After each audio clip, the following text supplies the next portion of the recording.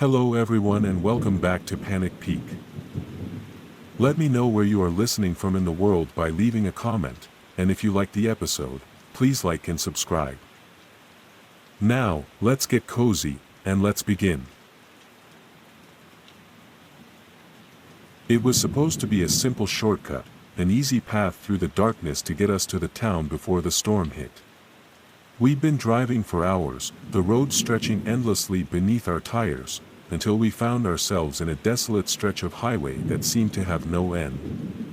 The only light for miles came from our headlights, cutting through the thick blanket of night. Emma and I were tired, but hopeful. We'd get there, rest, and get back on the road. But that was before we stopped at the gas station. At first, it seemed like any other place along the way. Isolated, quiet, almost too quiet, but we were too eager to keep moving to question it. But as we pulled in, I noticed something strange. The station seemed abandoned, out of place in a way I couldn't describe. And the attendant, there was something off about him, like he was watching us from the moment we arrived.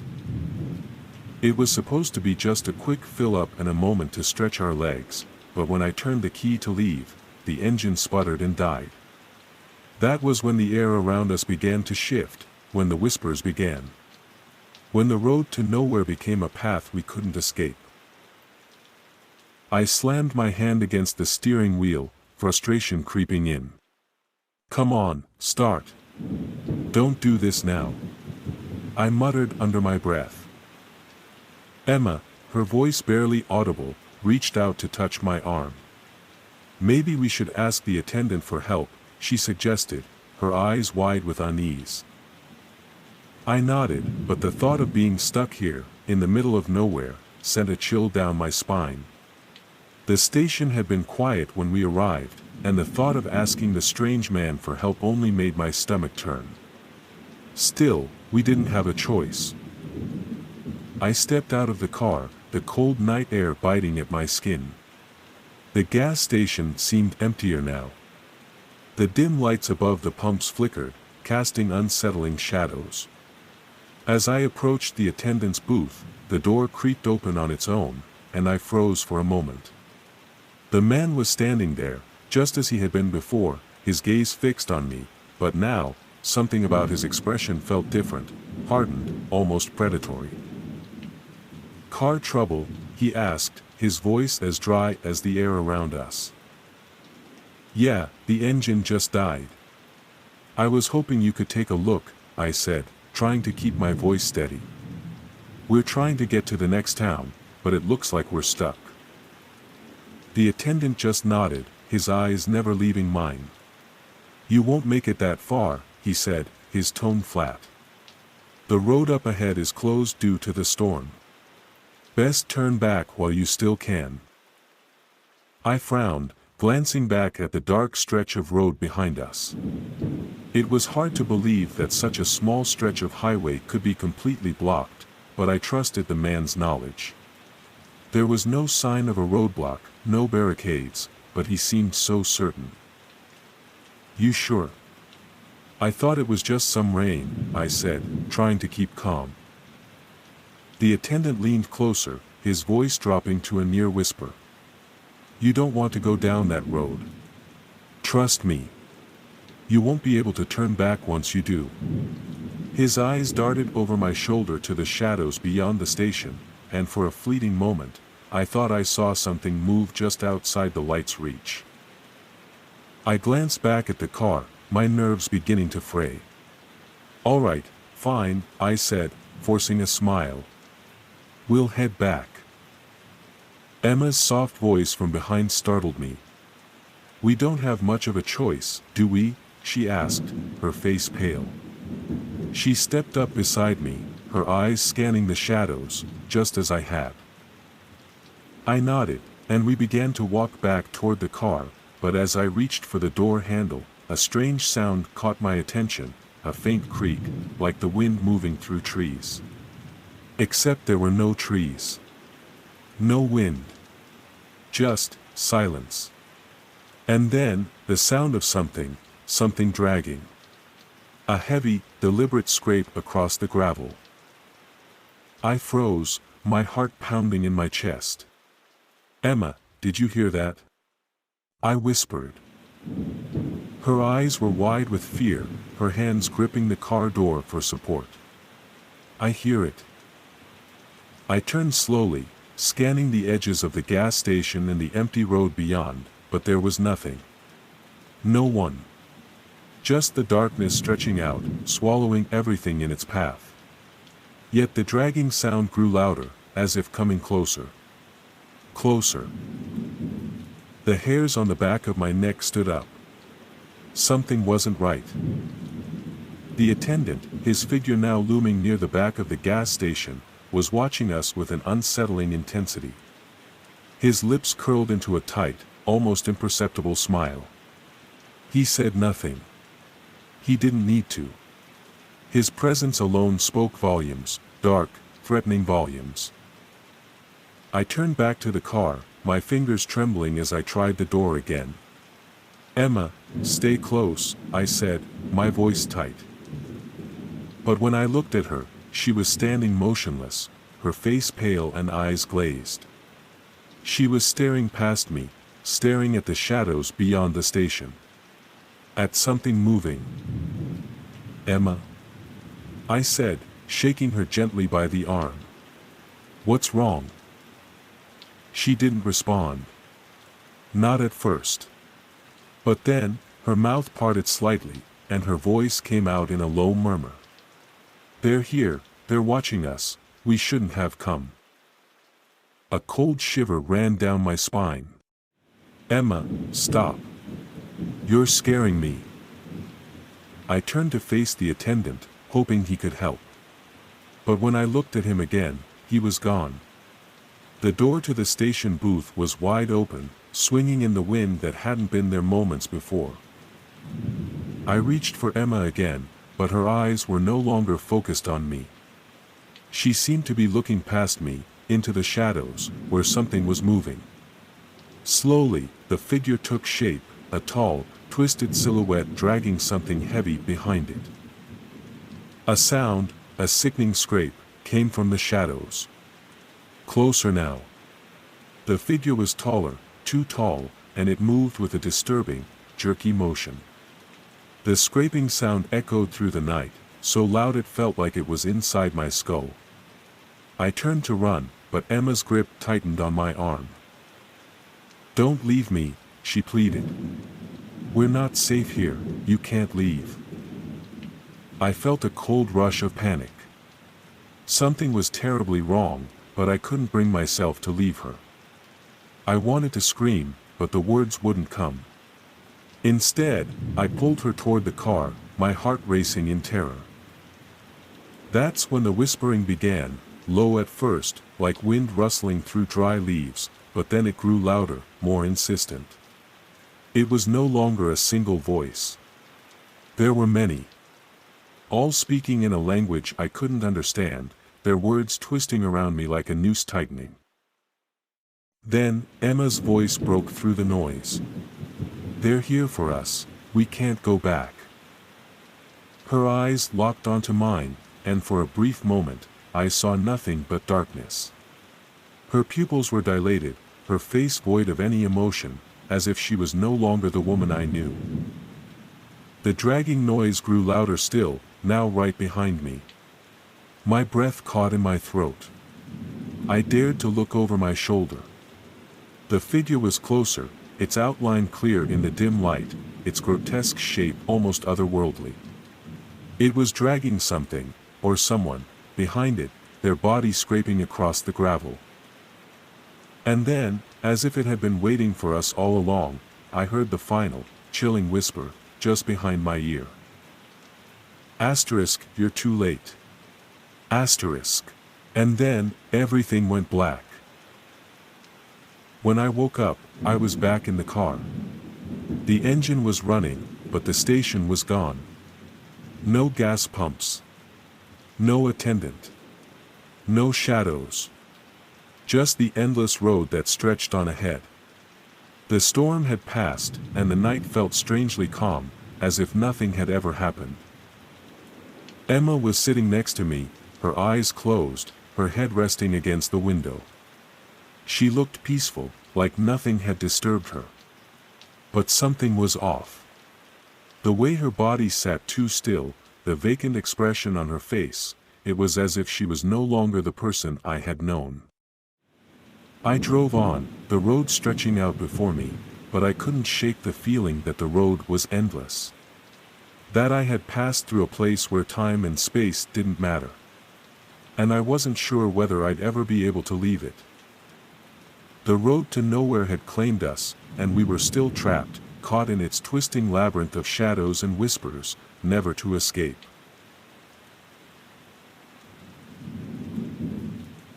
I had always enjoyed the solitude of long drives, especially on those empty, desolate highways where the world seemed to shrink into nothingness. The kind of places where the dark sky stretched endlessly, and the road ahead was the only thing that mattered. It was peaceful, almost meditative, or so I thought. That night, the road seemed even quieter than usual, as though it were waiting for something to happen. The moon was a thin sliver in the sky, barely illuminating the landscape. I had been driving for hours, with no sign of life in sight.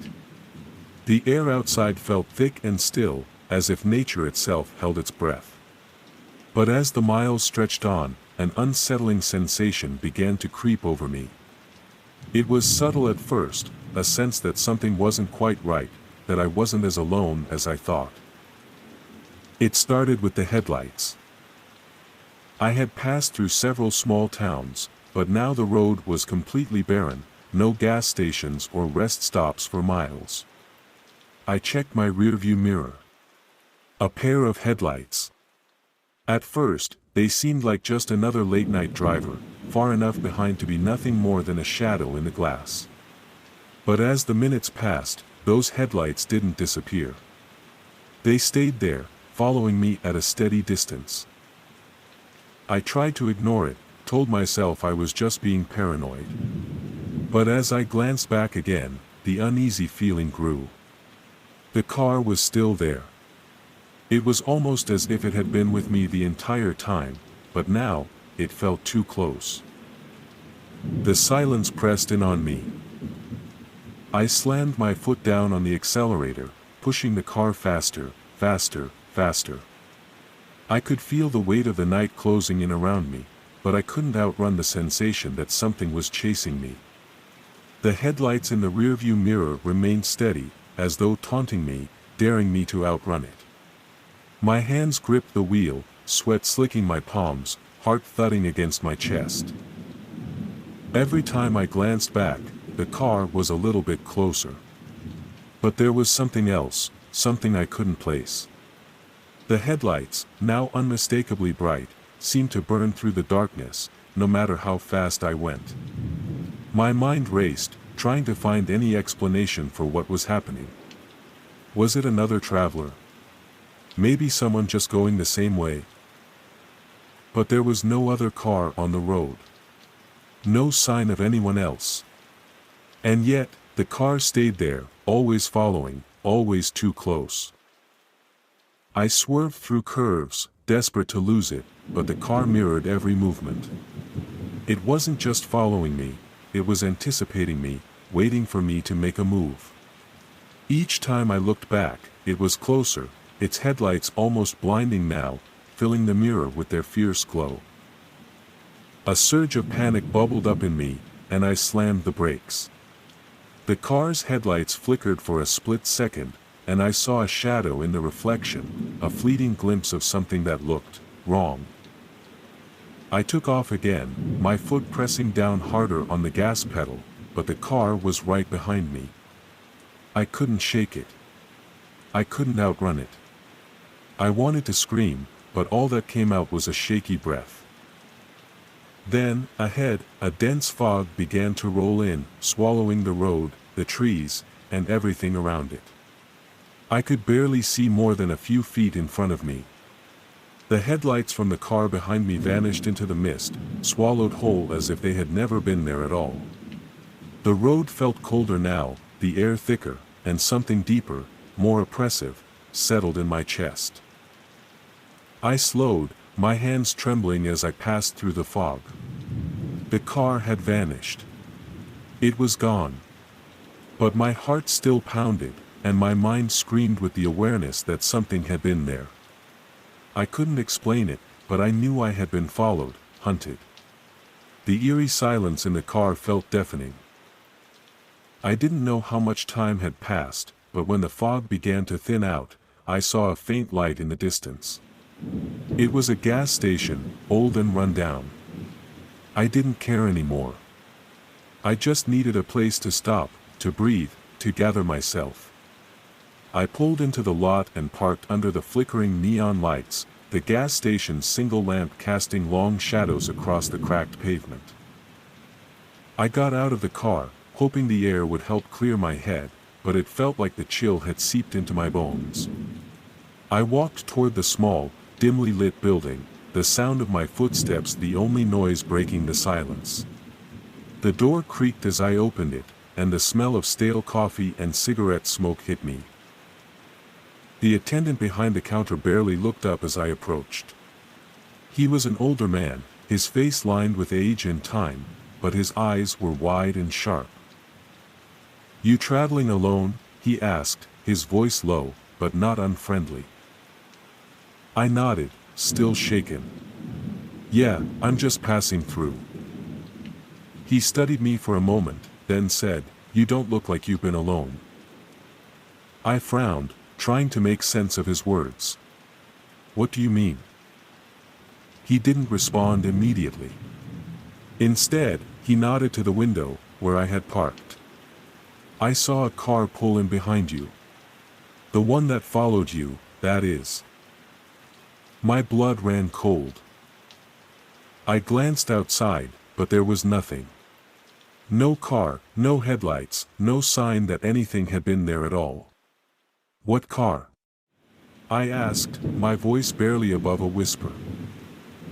The attendant's gaze never left mine. "The car that never passed. The one that didn't follow you through the fog." I froze, my body stiffening with the realization. It hadn't just vanished. It hadn't been another driver. The car was something else. Something old. Something that had been with me from the beginning, watching, waiting. The attendant finally spoke again, his voice lower now. "You're not alone out there. And now, it's waiting for you to leave." The hairs on the back of my neck stood up, and for the first time that night, I felt a coldness deeper than the night air itself. I turned toward the door, my heart pounding again, knowing full well what was waiting for me outside. The fog had begun to creep back in. And now, it was no longer just the road that felt endless. It was the chase. I took a step back, my breath coming in short, shallow gasps. The attendant didn't speak again, but his eyes were dark with understanding, as though he had seen this before, or perhaps, lived through it himself. The silence between us stretched, thick and suffocating, as I tried to gather my thoughts. "Do you know what it is?" I asked, my voice barely a whisper. He shook his head slowly.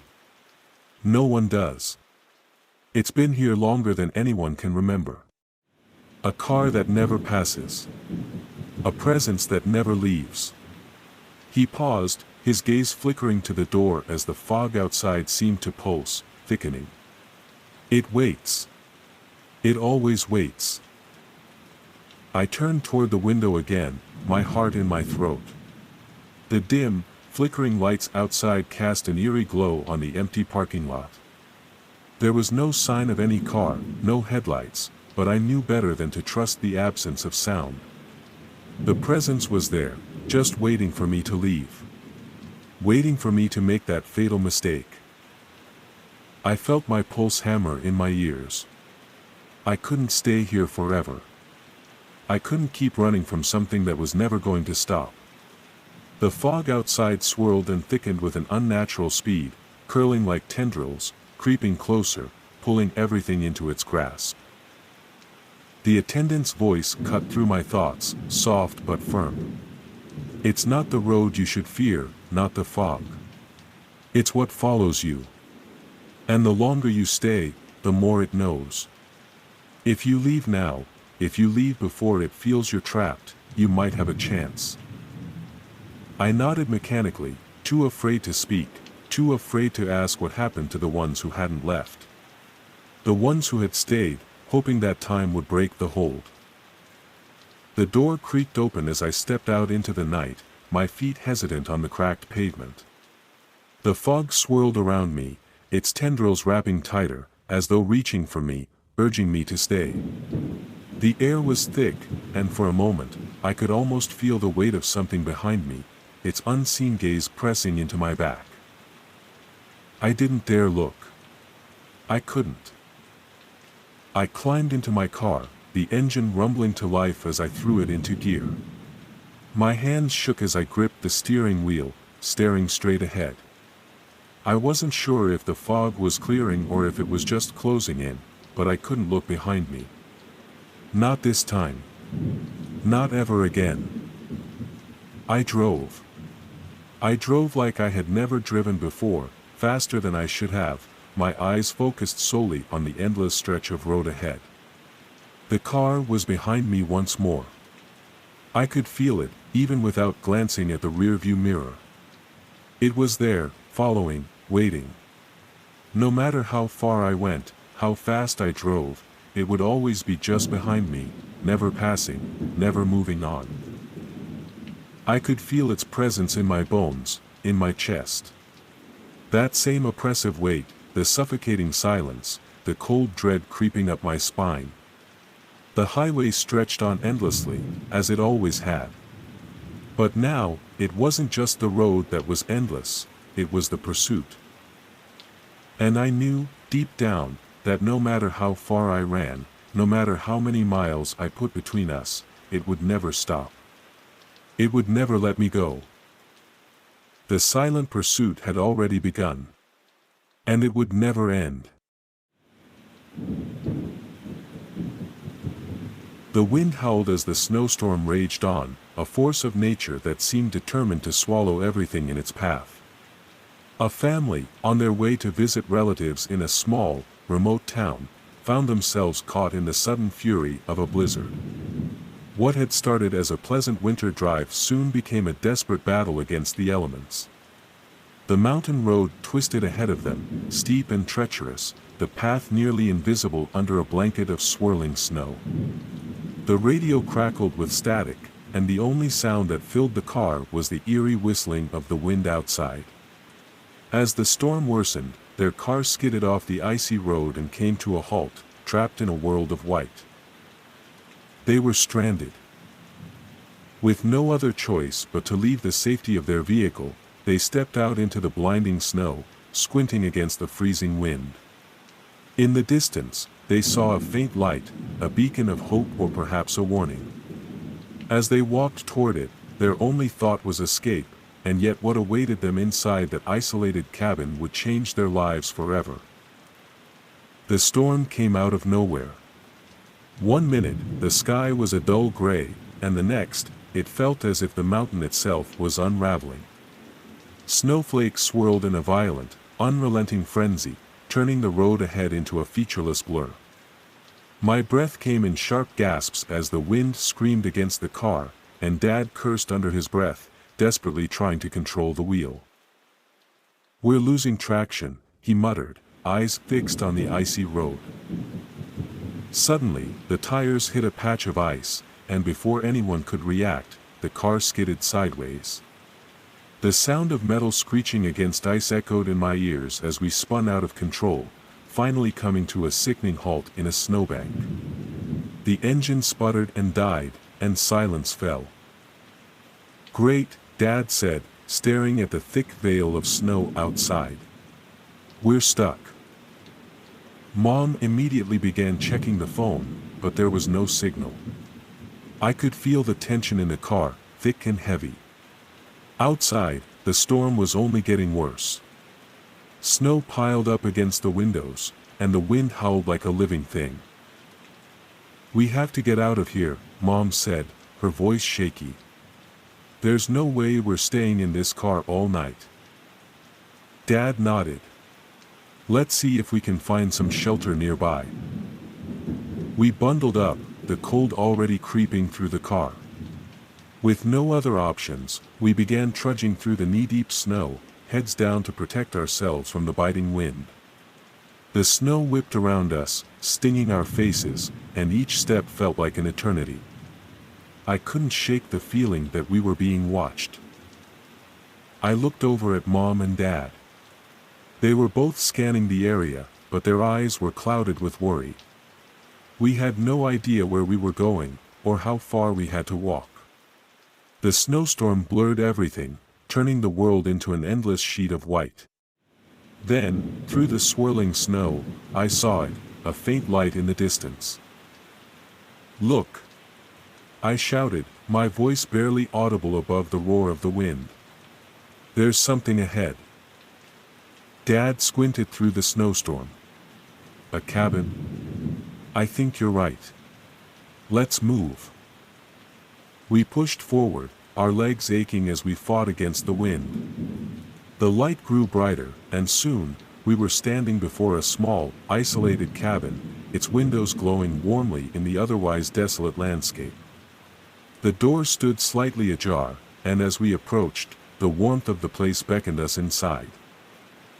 Dad knocked first, but there was no answer. His gloved hand pushed the door open, and we stepped inside.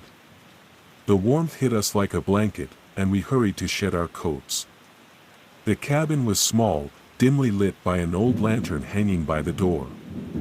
The air inside was a welcome relief from the biting cold outside.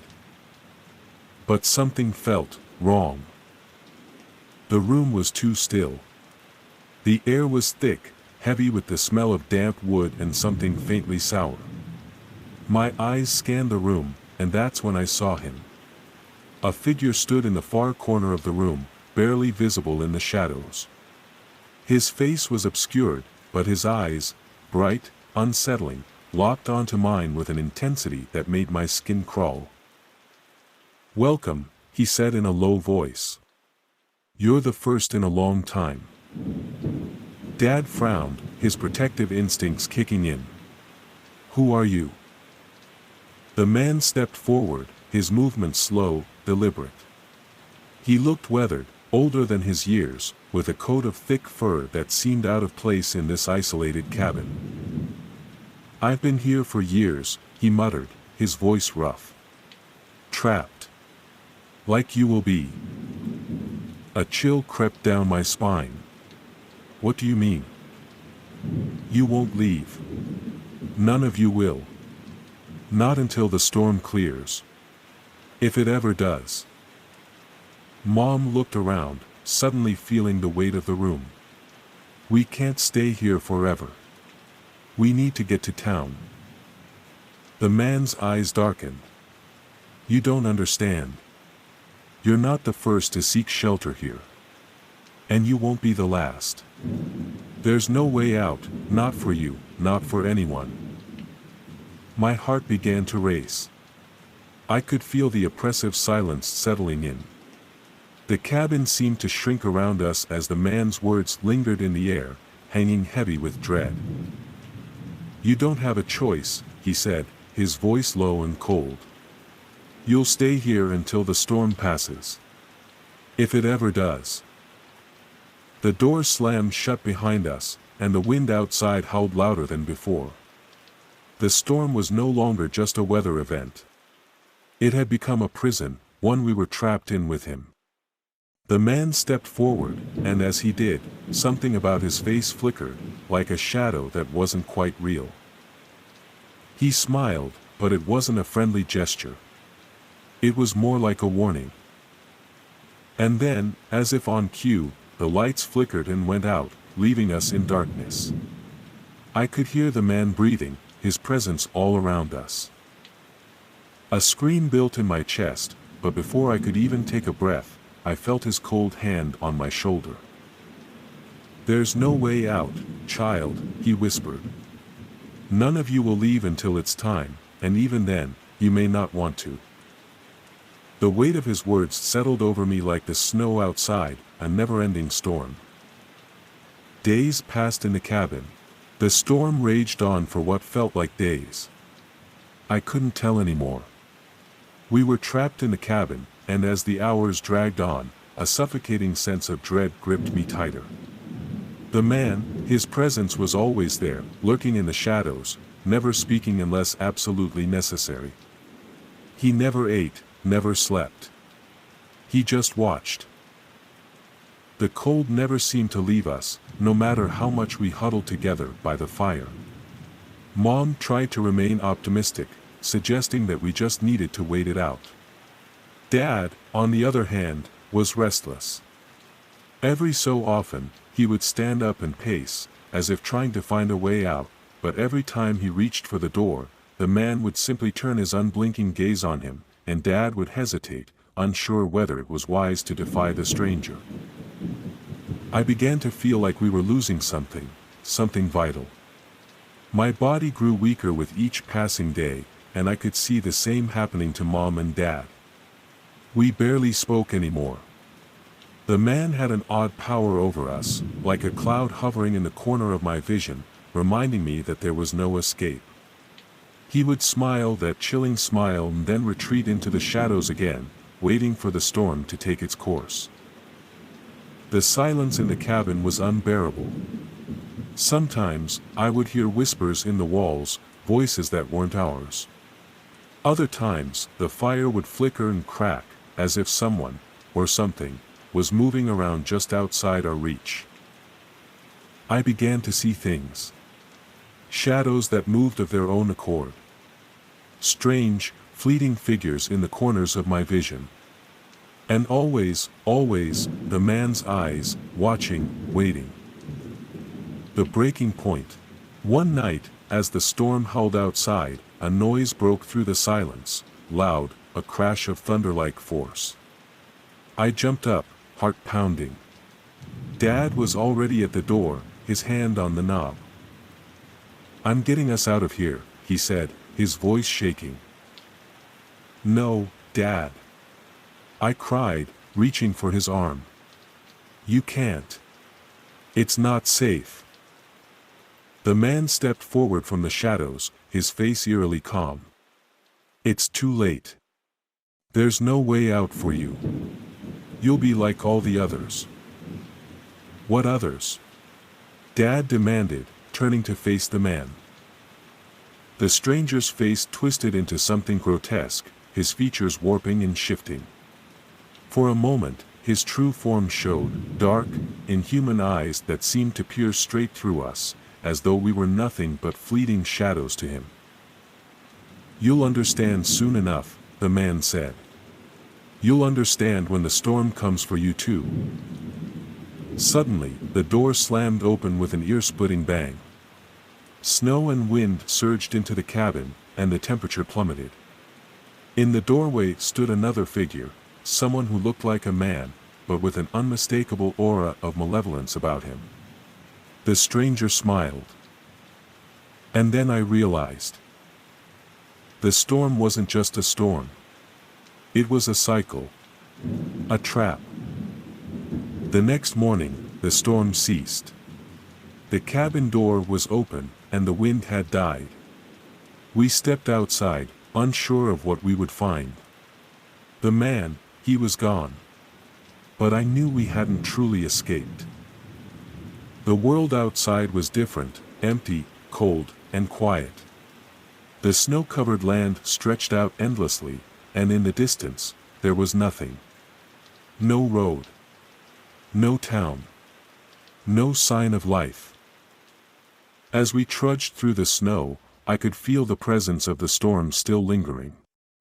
The man had been waiting for us, but now, something else waited, something far worse. We would never speak of the cabin again, but every night, as I lay awake in the dark, I could still feel his eyes on me. And sometimes, in the wind, I could hear his voice. "You're not the first, and you won't be the last." It was supposed to be a routine drive home after a fun weekend trip.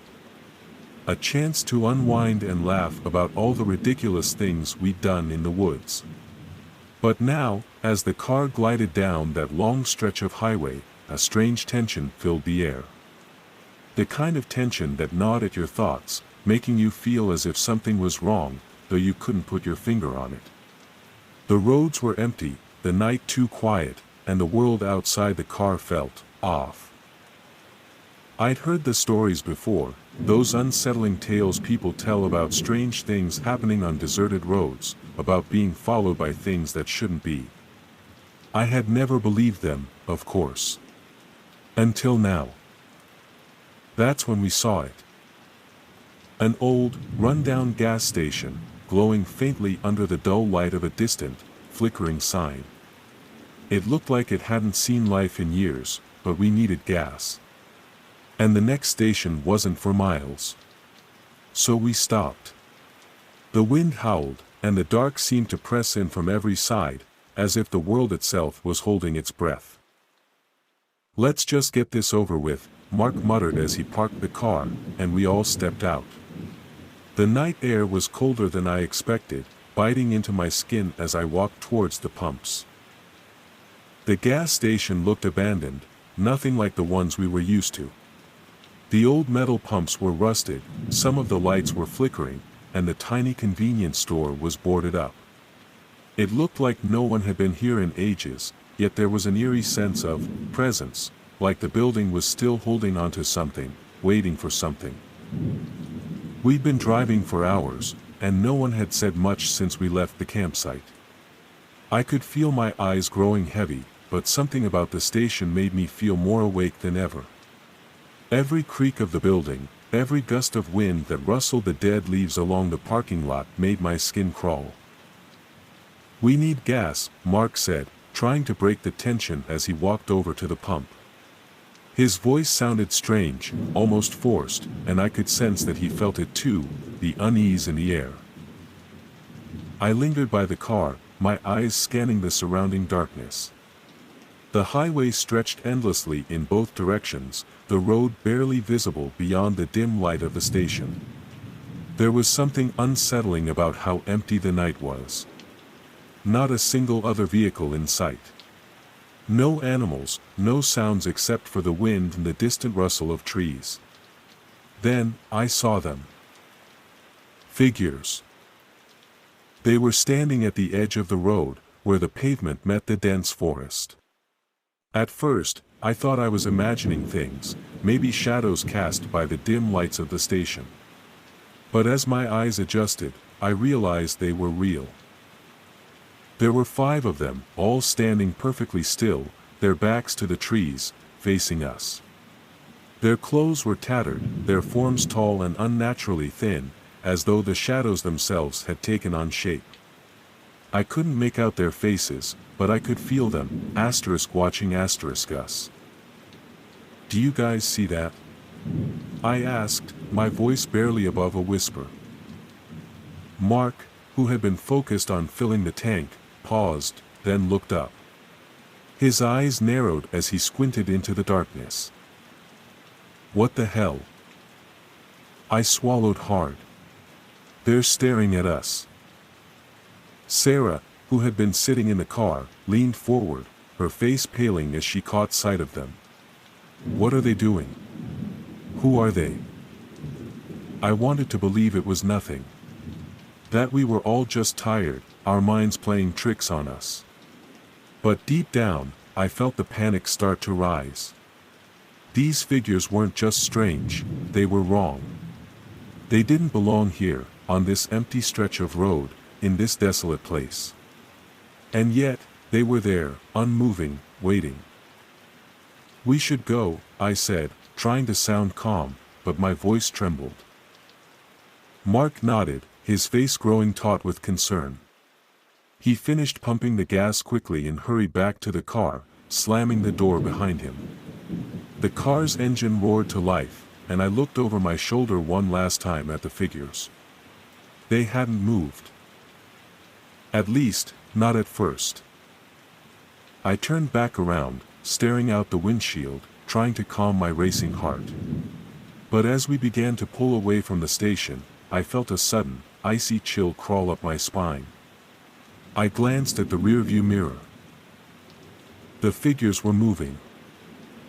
No, not moving, asterisk following star.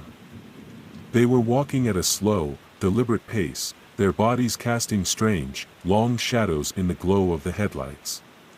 But they weren't walking normally.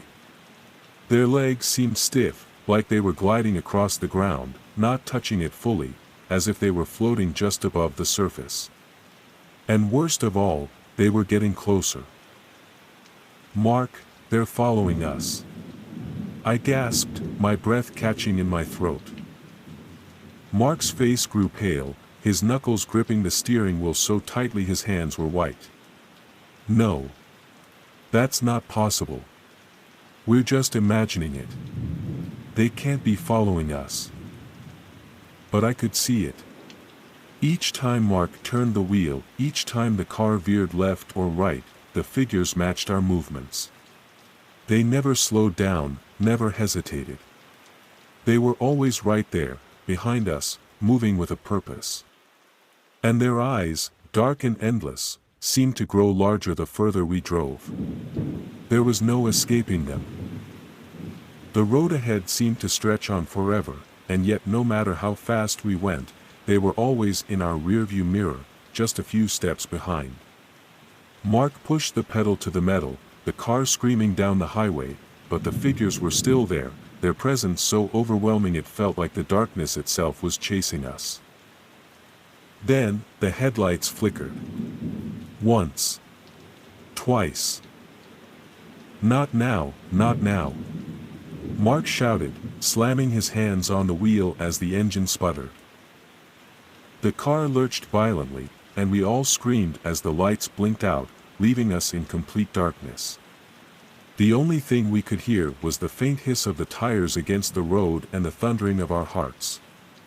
I reached for the door handle, instinctively wanting to escape, but something held me in place. "Mark! Get the lights back on!" Sarah screamed, her voice rising in panic. "I'm trying." Mark's voice was strained, filled with panic. The car stuttered again, and I thought for a moment that we were done for. We were going to crash, or worse, whatever was following us would catch us. And then, just as suddenly as it had gone out, the headlights flared back to life. And they were right there. The figures were at the car now, so close, I could see their faces.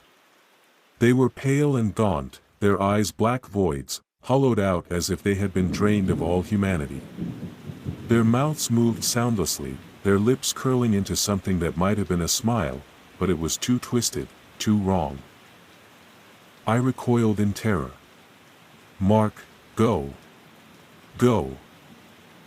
Mark's foot slammed down on the gas, but the car stuttered again, this time with a deep, guttural groan that echoed from somewhere under the hood. "It's not moving!" Mark screamed. The figures pressed closer, their bodies pressing against the windows, their faces so close I could feel their breath, cold, unnatural. I could hear them whispering now. Not with words, but with a sound that rattled the bones, an echo that seemed to come from everywhere, from the very air around us. "Come with us, they whispered, their voices a chorus of dread. Then, as quickly as they had appeared, they were gone. The figures vanished into the night, leaving only the hum of the engine and the pounding of our hearts. We didn't say a word. We didn't need to. We knew, whatever had followed us had only been waiting. Watching. But I knew something else too. They were still out there, lurking in the shadows. And they were waiting for us to stop again.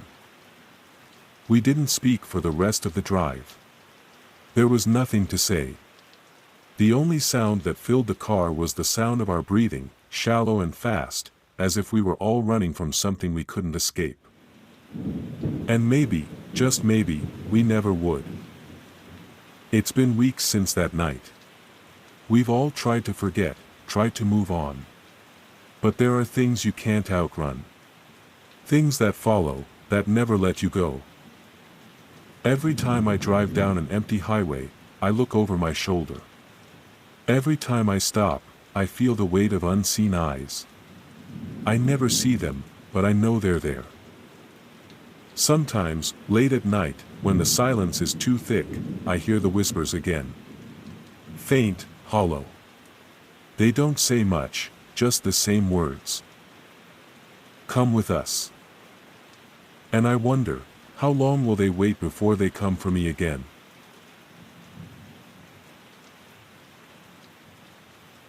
I should have turned back sooner. It was supposed to be a simple road trip.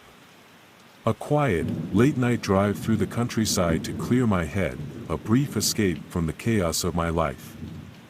I had been on the road for hours, the hum of the tires on the asphalt lulling me into a trance, with nothing but the headlights cutting through the dark, endless stretch of highway.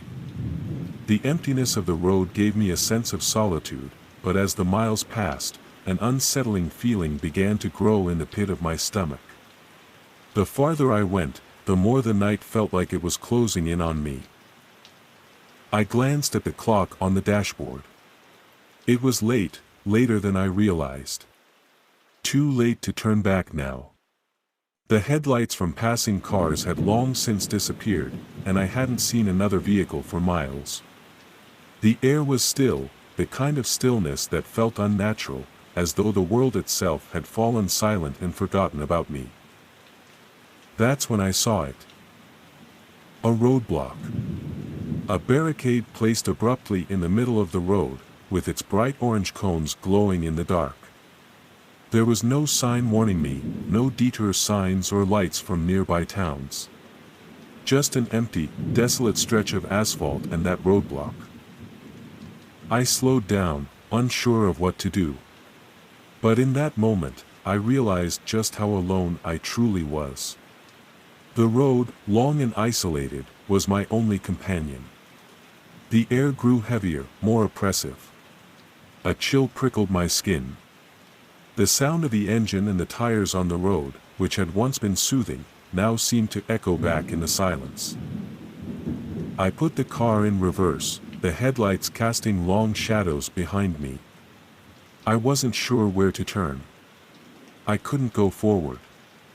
So, I began to backtrack, hoping to find another road, maybe a side street or a small path that could take me around the obstruction. But the car, my faithful car, suddenly sputtered. The engine hesitated and then died completely, leaving me sitting in the middle of the road, in the dark. I tried again. I turned the key, but the engine only groaned and then fell silent. A sudden weight settled over me. My breath hitched in my throat as I stared at the steering wheel. The thought that I might be stuck here, alone, in the middle of nowhere, began to press in on me. I tried to start the engine again. Nothing. I pulled the key out and checked my phone. No signal. Not a bar, not a flicker of reception. I let out a shaky laugh, partly out of disbelief. Of course. There was no service out here. I slammed my hand against the dashboard, feeling the tightness in my chest begin to swell into full-on panic. The stillness around me was unnerving. I glanced out the window. The night was so black, it felt like I was in a void. Not a single light could be seen for miles. No house, no sign of life. Just the oppressive silence.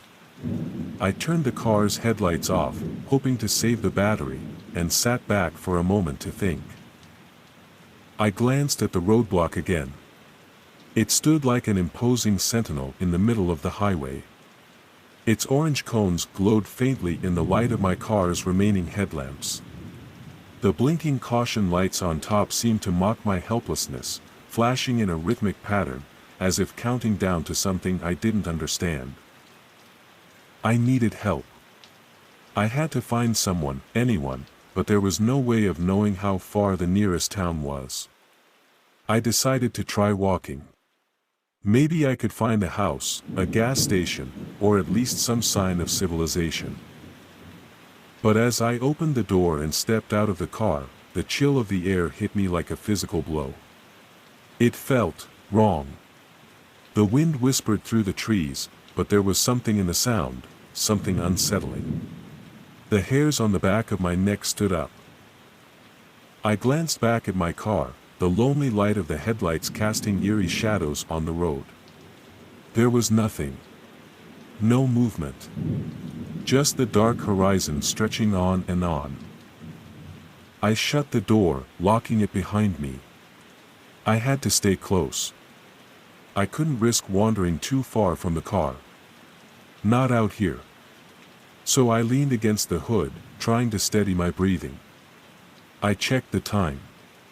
Hours had passed since I first stopped. Hours. I had no idea how much longer I could wait. And then, just as the night seemed to stretch on indefinitely, I saw something. Far down the road, two headlights appeared, cutting through the darkness. A car. My heart leapt. Relief flooded through me. I couldn't believe it. Someone else was out here. Help was on the way. The car grew closer, and I began to wave frantically. My arms were sore from the tension in my body, but I didn't care. I needed help. I needed to get out of here. But as the headlights grew brighter, I realized something was wrong. The car didn't seem to be moving normally. It slowed down, almost deliberately, as if it knew I was waiting. My pulse quickened. Why was it stopping? Why wasn't it moving faster, like any normal person would do when they saw another car stranded? The car halted just a few feet from mine. The engine was still running, the headlights burning bright, but something felt off. A chill ran through me, and I stepped back instinctively. My eyes locked onto the vehicle. And then, through the windshield, I saw it. A figure. At first, I thought it was just a trick of the light, the shadows playing tricks on me. But no. There was a figure sitting behind the wheel, its silhouette barely visible against the glow of the headlights. No face. No eyes. Just a shadow, a dark void in the driver's seat. My breath caught in my throat. I took a step back, heart pounding, the air thick with tension. The car's engine hummed, but the figure did not move. Not even a flicker of recognition. It just sat there, unmoving, watching me. Something inside me screamed to run. To get back into the car and drive as far as I could. But I couldn't move. Then, the headlights flickered, just once, but enough to make my heart skip. And as they flickered back on, the figure was gone. I didn't know what to think. Did I imagine it? Did the exhaustion and isolation mess with my mind? I glanced at the empty road behind me, at the place where the car had been just moments ago. But there it was, returning. The headlights once again pierced the darkness, only this time they were much closer. It was the same car. The same headlights. The same figure. I froze. A knot of fear twisted in my gut. My mind raced as the car rolled closer, as if it was slowly stalking me. I was sure I hadn't imagined the first encounter. But how was this possible? I watched as the car stopped once again. The figure in the driver's seat didn't move. It simply sat there, staring straight ahead. Suddenly, the air seemed to shift. I felt it, a subtle, eerie shift in the atmosphere. The wind stopped. The world seemed to hold its breath. My mind screamed at me to run, to leave. But I was trapped. I was being watched, and no matter where I went, no matter what I did, I couldn't escape. The roadblock remained where it was, unyielding. No sign of any detour. No way around. I backed away from the car, the figure inside still unmoving. The headlights blinked once more, their bright beams now painfully intense. Asterisk, you're never getting out. Not this time, asterisk. The words echoed in my mind, a whisper carried on the wind. And as I stood there, paralyzed by fear, I realized the truth. I had been here before. I had driven this road before. The car behind me. The figure. The roadblock. It was all part of something, a loop. Time had twisted, and I was caught in it, unable to escape. And in that moment, I knew. I was never going to leave. The figure was still watching me, and the roadblock remained unchanged. No matter how many times I tried to turn back, no matter how far I tried to drive, the darkness would always reclaim me. There would be no escape. The road would always lead me back to this point. And each time, the figure would return, and the loop would begin again. There was no sound but the wind now, and I stood there, a part of the eternal, maddening cycle. Each flash of the headlights, each turn of the engine, was a reminder that I was a prisoner of the roadblock, trapped in a time I could never escape. The road ahead was closed. The road behind was no better. I had become the ghost. And the road would never let me go.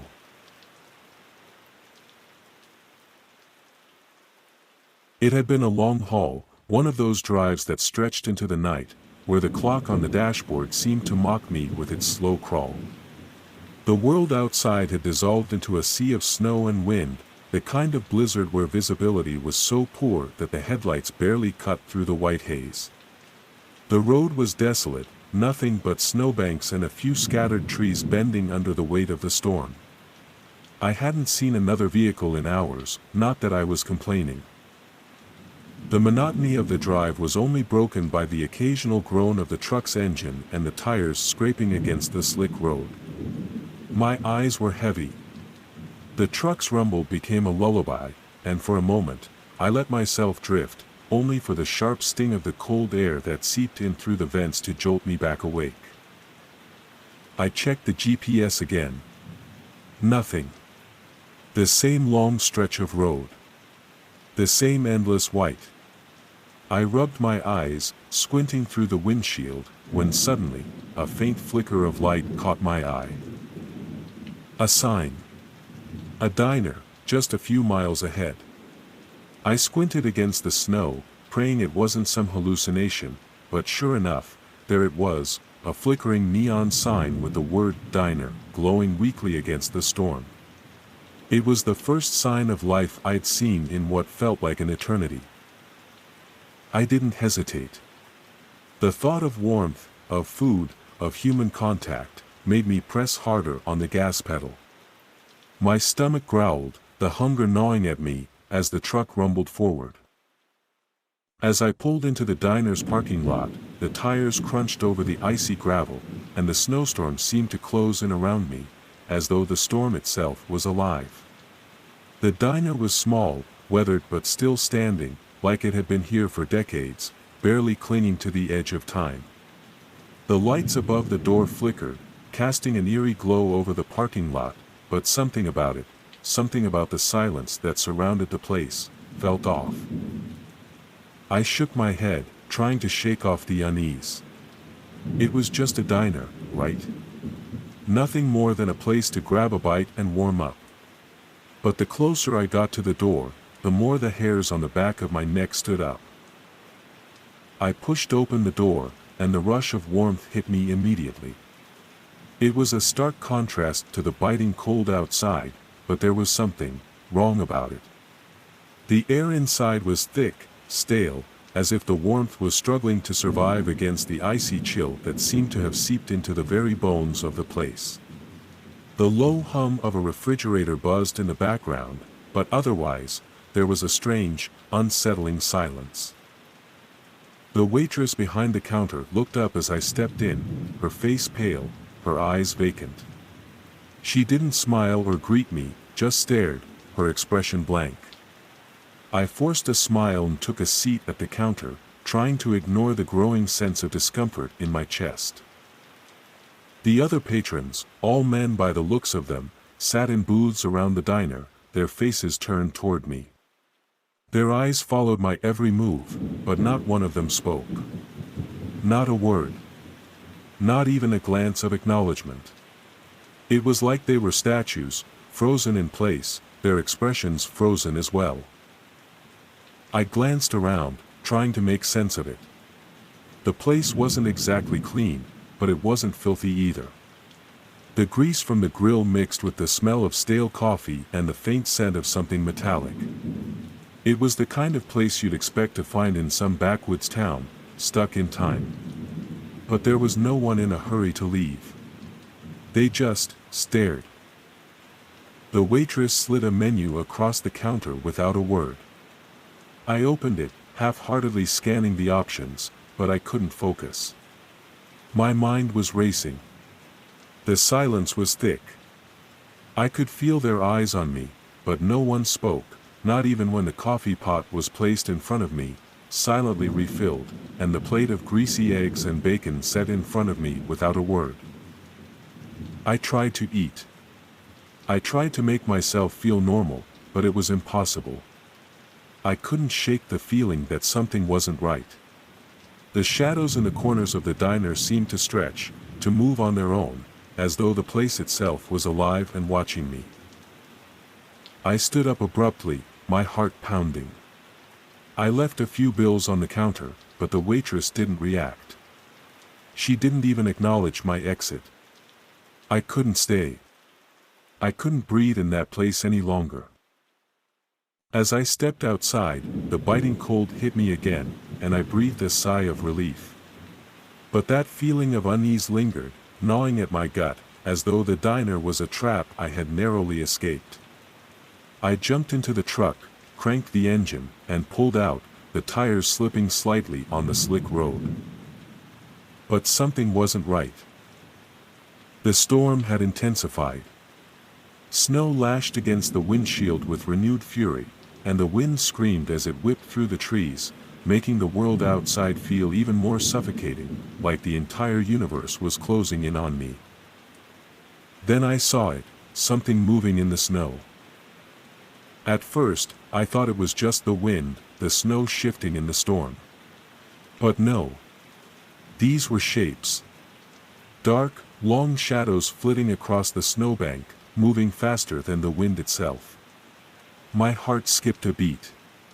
I slammed my foot down on the gas, but the shadows followed, darting alongside the truck, always just beyond the reach of my headlights. I tried to shake it off. It was the storm playing tricks on my mind, I told myself. But the shadows were there, no longer a mere figment of my imagination. I could see them clearly now, dark, tall figures that seemed to float just above the snow, their movements unnatural, like they were gliding rather than walking. My breath caught in my throat as I realized they were getting closer, growing more distinct. They weren't just figures anymore, they were forms. Human shapes, but wrong, twisted in some way. Their features were obscured by ice, frost clinging to them like a second skin, but I could feel their gaze, cold and unblinking, piercing through the truck's glass. I pushed harder on the accelerator, the tires screeching as the truck lurched forward. But no matter how fast I went, the shadows kept up, flitting in and out of my vision, moving faster than the wind, and now, they were no longer just behind me. They were all around me. In the rearview mirror, I saw them, more of them now, as if the storm itself was giving birth to these dark shapes, these frozen things. They were closing in, always keeping just ahead, always staying in perfect sync with my movements. They weren't natural. I could feel it in my bones. They were something else, something beyond the storm. Panic crept into my chest. My hands gripped the wheel so tight my knuckles ached. I could feel the cold creeping into the truck, like a freezing fog, seeping through the cracks in the glass, pulling at my breath, making it harder to see. I wasn't alone. Not anymore. The shadows had come for me. I couldn't outrun them. I knew that now. They were closing in, pressing in from all sides. My heart raced, every mile a pounding reminder of my impending doom. And then the road forked ahead, one path leading into deeper snow, the other continuing through the storm. I had to make a choice. Stop now, and face whatever these things were, or keep going, into the unknown, hoping that maybe, just maybe, I could outrun them. But no matter what I chose, I knew one thing for sure: I wasn't getting out of this storm alive. I didn't have much time to think. The truck felt like it was being pulled by something other than gravity, the engine roaring, but the shadows closed in too fast. The air inside the cabin was freezing now, like the storm had seeped into the truck itself, its icy fingers curling around my chest. My hands were numb, my mind clouded with the pressure of a decision I didn't want to make. The fork in the road loomed ahead. The path on the left was dark, overgrown, leading deeper into the wilderness. No lights, no signs of life. The path on the right was just more snow, more wind, but it continued on into the vast emptiness, and I knew there was nothing at the end of it either.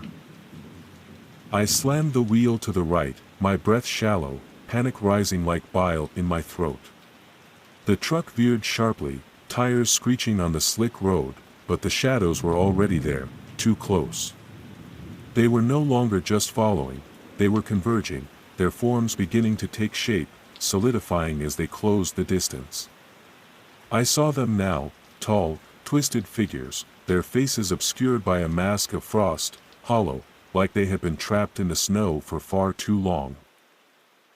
I could hear their whispers, barely audible over the roar of the storm. The words felt cold, like they were being spoken in another language, one I couldn't understand but felt deep within my soul. It was as if they were calling to me, beckoning me into the storm, into the frozen abyss. The truck jerked again, and I realized I had no control anymore. The road had disappeared, and all that remained was the storm, the shadows, and the unyielding sense that I was about to be consumed. I slammed my foot on the brakes, but it was too late. The truck skidded, spinning out of control, tires slipping on the ice. I fought the wheel, trying to regain control, but the cold was suffocating, filling my lungs, freezing my thoughts. My vision blurred as the shadows surged forward, their icy presence engulfing the truck, pressing in from all sides. And then, silence. Complete and utter silence. I don't know how long I was unconscious. When I woke, I was no longer in the truck. I was standing in the snow, the storm still howling around me, but the shadows were gone. The road was gone. The diner, gone. Everything was buried under a thick layer of snow, as if it had never existed. I stumbled forward, heart pounding, but there was nothing to run from anymore. The shadows, those frozen horrors, had disappeared, leaving nothing but a cold, oppressive emptiness. I tried to scream, but no sound came out. I reached out, hoping for something, anything, to pull me back from this strange, frozen void, but there was only the relentless storm and the weight of the cold pressing down on me. And then I realized the truth, the terrible truth that had been gnawing at me from the moment I entered that diner. I was never meant to leave. The storm, the shadows, the diner, they weren't part of this world. They were a trap, a place where the lost go to be forgotten, and once you enter, there's no way out. The truck, the road, the diner, they were all just illusions, echoes of a place that didn't belong in this world. And now, I was one of them. Another shadow, frozen in time, waiting for the next traveler to stumble in. I had become part of the storm.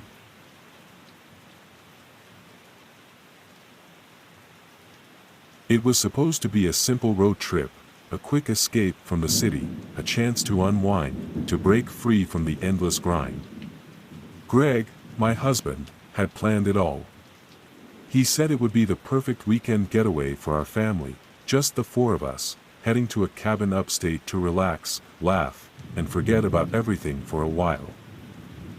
The kids, Emily and Luke, were excited. Greg and I were looking forward to the piece. But we never expected this. It started innocently enough. We were cruising along, enjoying the open road. The landscape outside was beautiful, the kind of peaceful scenery you only get on long drives, rolling hills, distant mountains, and the promise of fresh air. Traffic was starting to slow as we approached a busy stretch, so Greg suggested a detour. "We'll take a shortcut," he said with a smile, pointing at the map. "Should save us some time." It made sense at the time. The GPS had routed us onto a quieter road, away from the congestion. I didn't question it. The kids fell silent, absorbed in their screens, and I sank into the comfort of the hum of the tires against the pavement. But I should have known that something wasn't right. It was too quiet. And as the miles stretched on, the road grew more isolated. More desolate. The trees seemed to press in around us, closing us off from the world. Time was slipping away, but the world outside remained still. Unchanging. Then we saw it. A sign, cracked and faded, pointing to a gas station just up ahead. But the further we drove, the more unsettling it became. The road, which had once been well paved and maintained, had become worn, cracked, and neglected. The trees grew thicker, casting long shadows over the narrow lane, and I could see nothing but the faint glow of the car's headlights cutting through the darkness. I looked over at Greg, who was still driving, his eyes focused on the road ahead, but I noticed the tension in his shoulders, the way his hands gripped the wheel just a little too tightly. "Greg," I started, my voice trailing off as I looked at the surroundings. "This road doesn't feel right." He didn't respond immediately. Instead, he glanced at the GPS, then at the map. There was nothing on either that matched the road we were on. Just endless stretches of wilderness. My heart skipped a beat. "Let's just get to the gas station," he muttered, his voice strained. "We'll stop and figure it out." I wasn't sure why I agreed. But there was something about the darkening road, the oppressive silence, that made me want to get out of there. To be around people. Even if they were strangers. The gas station came into view, a small, run-down building that seemed to flicker in and out of existence under the dim glow of its neon lights. The letters of the sign were faded, the paint peeling off the walls, and the windows were so grimy I couldn't tell if anyone was inside. A few old, rusted cars sat parked at the pumps, but there was no one else around. Greg pulled in without a word. The gravel crunched beneath the tires, an eerie sound in the stillness of the night. The kids stirred in the back seat, and I could hear Luke's soft voice. "Are we stopping here, Dad?" Greg didn't respond. He just killed the engine. I couldn't shake the feeling that something was wrong. The hairs on the back of my neck stood up as I glanced at the station's empty windows. "I'll go fill up," Greg said, trying to sound casual as he unbuckled his seatbelt. "You stay here with the kids." I nodded, but I couldn't shake the unease gnawing at me. I turned to the kids. Emily, who was usually the more perceptive one, had her face pressed to the window, her eyes wide, her lips trembling. "I don't like it here, Mom," she whispered. "I know," I replied softly, reaching out to squeeze her hand. "Let's just stay in the car for now." But it didn't feel like just staying in the car was enough. The silence was suffocating. I could feel the air getting thicker as the minutes passed, the pressure building. It was as though the world had stopped moving, everything around us frozen in place. I watched Greg approach the pump, but as he reached for the nozzle, something was wrong. He tried to pull it out, but it wouldn't budge. It was stuck. He yanked harder, frustration creeping across his face, but nothing changed. I was about to call out when I saw him look over his shoulder. A man had appeared from behind the station, walking slowly toward Greg. His uniform was dirty, his face pale, almost ghostly in the pale light. But what unsettled me most was his eyes, cold, lifeless, staring at Greg with an unnerving intensity. He didn't say a word, didn't offer to help. He simply stopped a few feet away and watched. Greg looked at the man, then back at the pump, and tried again, but the nozzle wouldn't release. His movements were jerky, his frustration rising. That's when the man stepped forward, his lips barely moving as he pointed at the pump. "Not working," he said, his voice soft but chilling. "What do you mean?" Greg asked, turning toward him, irritation creeping into his voice. "The pump's broken." The man didn't respond. He just nodded and then backed away, returning to the shadows, leaving Greg standing there, a little too still, a little too quiet. Greg finally gave up and returned to the car. He slammed the door shut and let out a long, frustrated sigh. "Let's just get out of here," he said, starting the car again. "This place is weird." But as he turned the wheel to pull out, I noticed something strange. The road was gone. Or, rather, it had shifted. The gravel lot we just pulled out of was now the only road visible ahead. No signs. No other roads leading anywhere. Just the endless stretch of desolate gravel, fading into an endless horizon. I froze, my breath catching in my throat. "What the hell?" Greg muttered, slamming the brakes. He looked back, his face pale. "We just came from that way." But no matter what direction we turned, no matter how many times we spun the car around, the gas station was there. It was always there, waiting for us. "Are we going in circles?" I asked, my voice trembling now. Greg's hands shook on the wheel. The GPS was useless, it showed no landmarks, no roads. It was as if we were trapped in some kind of endless loop, one that didn't care about time or direction. We kept turning, desperate, only to find ourselves back at the same spot. I looked at the kids. They were staring straight ahead, their faces drained of color, frozen in a sort of trance. Their phones no longer worked. Greg was gripping the wheel so tightly his knuckles had turned white. I could hear his breath coming in short bursts, his panic building. "We've been here before," he whispered, more to himself than to me. "I know," I said, barely able to get the words out. We tried again. And again. The same road. The same station. The same man, standing by the pump, watching us with his hollow eyes. We tried different directions, hoping for something, anything. But each time, the station would appear in the distance, like some kind of cursed mirage. Hours passed. Or maybe days. Time lost its meaning. The sky never fully darkened, nor did it lighten. It was as if the universe had stopped moving, trapping us in this one endless loop. Finally, we gave up. There was no escaping. No more hope. The kids were silent now, their faces blank, eyes glazed over. We were here. Forever. And the man at the pump was still watching. Still waiting. And we were never getting out. Days turned into weeks. I had lost track of time. Greg stopped speaking altogether, his eyes hollow with fear and exhaustion. The kids barely moved anymore. They sat in the back, eyes empty, staring at nothing, as though they'd ceased to be part of this world. The gas station remained the same, a distorted, unchanging image in the landscape.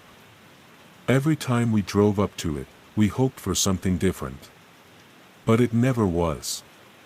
The attendant, his pale eyes still locked on us, never spoke another word. We stopped trying to escape. It felt pointless. We had become part of the station. Part of the loop. And it was as if the world had forgotten us. Perhaps we had forgotten it. And now, as the night stretched on forever, the only certainty we had was that we were here. Stuck. Never to leave. And in the distance, we could still hear the low hum of the pump, its eerie sound whispering into the night. The endless detour.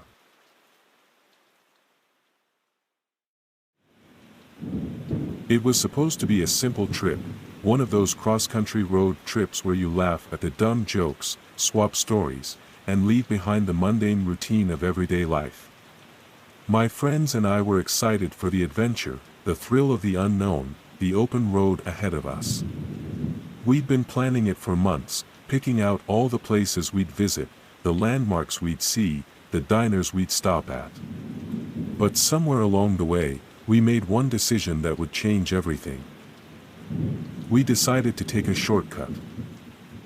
It seemed like the perfect idea at the time: avoid the main highway, shave off a couple of hours of driving, and get to our destination faster. Ryan, the one behind the wheel, was the kind of person who always believed there was a faster way to get somewhere. And at first, I was all for it. We were just a group of 20-somethings out to have fun, not thinking about the consequences. It didn't seem like a big deal. How could a shortcut possibly hurt? We were so wrong.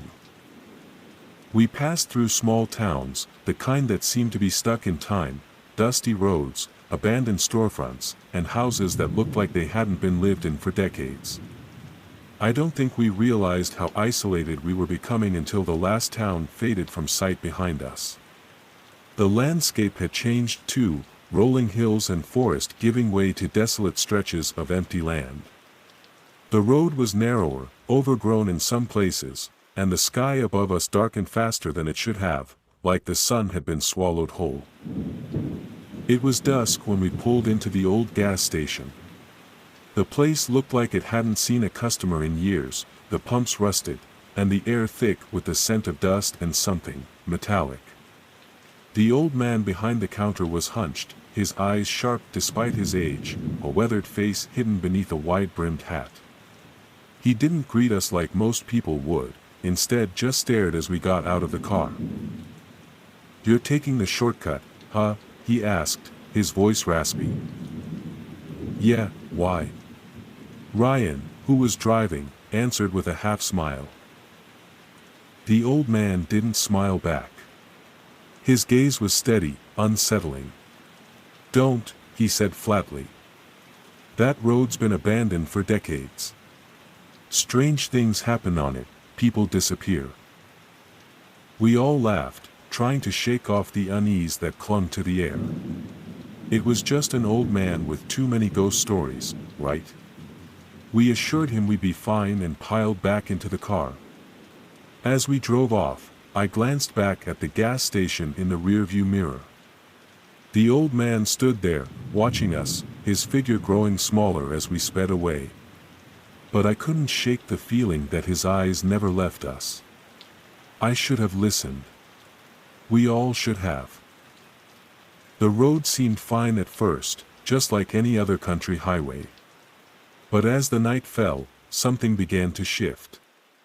The air grew heavier, the silence more pronounced. The headlights of the car cut through the dark, but they couldn't push back the shadows that seemed to creep closer, filling the spaces between the trees. I tried to shake off the feeling of unease that was creeping up my spine, but it was impossible. It was as though the world around us had gone too quiet. "Are we sure this is the right way?" Emma asked from the back seat, her voice low, barely audible over the hum of the engine. Ryan didn't answer immediately, his eyes glued to the road ahead. The white lines of the highway blurred in the dark, and the car's engine seemed to purr a little louder as if it, too, was nervous. "I don't know," he muttered, pressing the gas pedal just a little harder. "It's just a shortcut. We'll be fine." But something told me we weren't fine. I glanced out the window and saw figures. At first, I thought they were just trees, twisted, gnarled branches that had somehow taken shape in the darkness. But then I realized they weren't trees. They were people. At least, they looked like people. Shuffling along the side of the road, moving with a strange, jerky rhythm, their bodies twisted in ways that shouldn't have been possible. Their faces, if you could even call them faces, were no longer recognizable, just lumps of flesh and jagged, broken features. Their eyes were hollow, black, but there was something wrong in them. Something hungry. Something predatory. I gasped, my hand going to my mouth to stifle the scream I could feel building. I turned to the others, but when I saw their faces, I realized they had seen it too. Ryan's hands tightened on the steering wheel, his knuckles white, but he said nothing. Emma was staring out her window, her breath coming in short, panicked gasps, and Mark was silent in the passenger seat, his eyes darting nervously between the figures and the road ahead. "Just ignore them," Ryan said, though his voice wavered. "We just need to keep going." But the road stretched on, winding endlessly through the dark. The figures didn't fade away. They followed us, walking at an unnatural pace, their limbs stretching and jerking with every step. I could see them now, fully, in the headlights, twisted, grotesque versions of humans, eyes never leaving us. As we passed them, I noticed something else. The road seemed wrong. The pavement cracked, the air smelled different, like wet earth and rot. The car's headlights flickered, and I could hear a low hum, not from the engine, but from the road itself. The noise was faint, but it was there, like a distant whisper that grew louder with every mile. "We need to turn back," Mark said suddenly, his voice sharp with panic. "This is wrong. We need to turn around." Ryan slammed on the brakes, but the car didn't stop. It was as though the road itself was pulling us forward, dragging us deeper into whatever nightmare we had stumbled into. We were stuck, locked in a forward motion, helpless to turn around. "Just keep going," Ryan muttered, more to himself than to us. His eyes were wide with fear, but he kept his foot on the accelerator. The figures were all around us now. They weren't just on the shoulder anymore. They were in front of us, walking with the car, surrounding us, their twisted faces pressed up against the windows, their hands scraping against the glass like claws. I could hear their whispers now, low, unintelligible, but there was something so sinister in the sound that it made my skin crawl. The car started to slow. The engine sputtered and died. The headlights flickered off, and for a moment, we were plunged into darkness. Panic hit like a wave. We tried the ignition, over and over, but it was useless. The car refused to start. Outside, the figures had stopped moving. They stood still, watching us. Waiting. And that's when we heard it, the sound of footsteps. Slow. Deliberate. They were getting closer. I turned to the others, but no one spoke. No one moved. The fear had paralyzed us. And then the door beside me opened. I don't know how, but it did. I heard a soft, creaking sound, and when I looked over, I saw the twisted arm reaching inside. The fingers, long, sharp, and pale, gripped the doorframe, pulling itself into the car. I tried to scream, but my throat was tight, my voice stuck in my chest.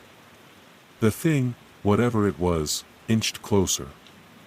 I could see it now, its eyes, empty and void of humanity, staring at me with something I couldn't name, something ancient and hungry. Then I heard a scream, a voice I didn't recognize. Emma? Mark? But it didn't matter. The road had taken us. The forgotten highway had claimed us. I'm still here. We're all still here. Trapped on the road that no one remembers. The figures never leave. The whispers never stop. We were foolish to think we could escape. Now, I can feel them closing in. I don't know how much longer I'll have before I'm swallowed up completely. This highway, this forgotten place, has no end. And I fear we'll never find our way out.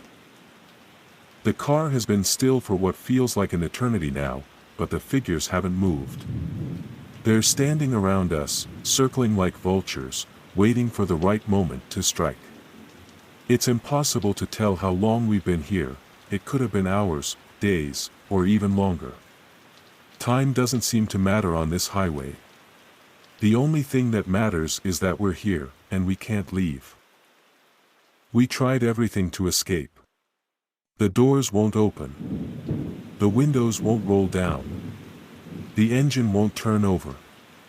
And the road? It stretches on, endless and unyielding, pulling us deeper into this nightmare with every second.